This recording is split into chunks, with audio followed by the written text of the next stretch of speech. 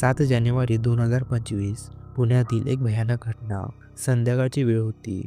ऑफिसमधून लोक घराकडे निघाले होते आणि रात्रीच्या शिफ्टचे कर्मचारी त्यांच्या कामाच्या ठिकाणी पोहोचत होते. हे सर्व अगदी नेहमीप्रमाणे वाटत होते. पण या गडबडीत पुण्यातील WNS म्हणजेच ग्लोबल सर्व्हिसेस या कंपनीच्या पार्किंगमध्ये काहीतरी वेगळं घडत होतं. तिथे असलेलं दृश्य पाहून कोणालाही सुरुवातीला वाटलं असेल की हा कदाचित एक नाटकाचा भाग असेल. पण हे कोणत्याही प्रकारचं नाटक नव्हतं.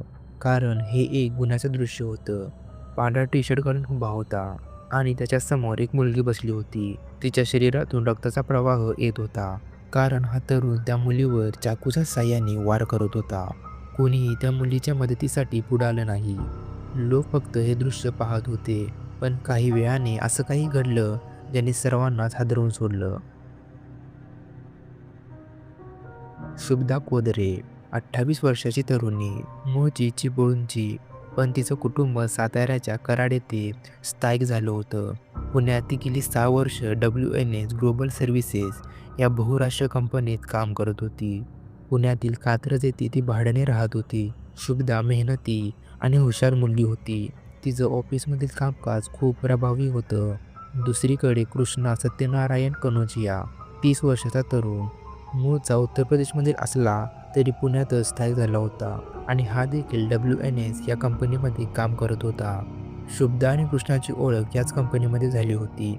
काही महिन्यातच मैत्री वाढत गेली आणि ही मैत्री हळूहळू घट्ट होत गेली. काही काळानंतर कृष्णा कंपनी सोडून गेला, पण वर्षभरानंतर तो परत त्याच कंपनीमध्ये रुजू झाला. शुभदा आणि कृष्णा यांची पुन्हा एकदा भेट झाली आणि त्यांच्या मैत्रीला बळ मिळालं. पण कृष्णाच्या नजरेत शुभदा फक्त त्याची मैत्रीण नव्हती. कृष्णा शुभदाची प्रत्येक गोष्टीमध्ये मदत करायचा. शुभदा तिच्या वडिलांच्या प्रकृतीसाठी आर्थिक मदतीची गरज असल्याचं कृष्णाला सांगायची. वडिलांना शुगरचा त्रास असल्याने त्यांचं ऑपरेशन करायचं आहे असं सांगून तिने कृष्णाकडून 25,000 रुपये उसने घेतले. काही महिन्यातच तिने पुन्हा 50,000 रुपये मागितले. ती नेहमी कृष्णाला सांगायची की तुला पैसे परत मिळतील, मला फक्त थोडा वेळ दे. कृष्णाने तिच्यावर विश्वास ठेवला आणि वेळोवेळी तिला पैसे दिले. पण हळूहळू त्याच्या मनात शंका निर्माण होऊ लागली. शुभदाने दिलेलं कारण आता त्याला खोटं वाटू लागलं. त्याने सत्य जाणून घेण्यासाठी शुभदाच्या वडिलांना भेटायचं ठरवलं आणि शुभदाच्या वडिलांना भेटल्यानंतर त्याला एक भयानक सत्य समजलं.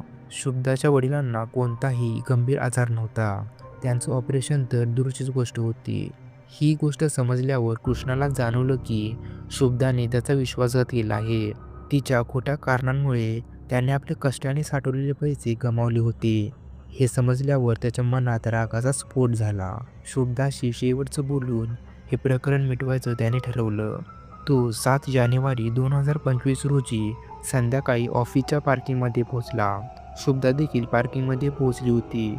कृष्णा हसत तिच्या जवळ आला. त्या हसण्यात मैत्रीचा आनंद नव्हता. ती एक तडजोड करण्याची तयारी होती. कृष्णाने तिला पैसे परत करण्याची मागणी केली, पण शुभदाने त्याला स्पष्ट नकार दिला. हे ऐकल्यावर कृष्णाचा संयम तुटला. त्याने धारदार चाकू काढला आणि शुभदावर वार करायला सुरुवात केली. तिच्या हातावर आणि शरीरावर त्याने वार केले. शुभदाच्या शरीरातून रक्त येऊ लागलं. घटनास्थळी जमलेले लोक हे फक्त पाहतच होते. कोणीच पुढे येऊन कृष्णाला थांबवलं नाही. शुभदाने आपल्या वडिलांना फोन करण्याचा प्रयत्न केला, पण कृष्णाने तो फोन हिसकावून घेतला.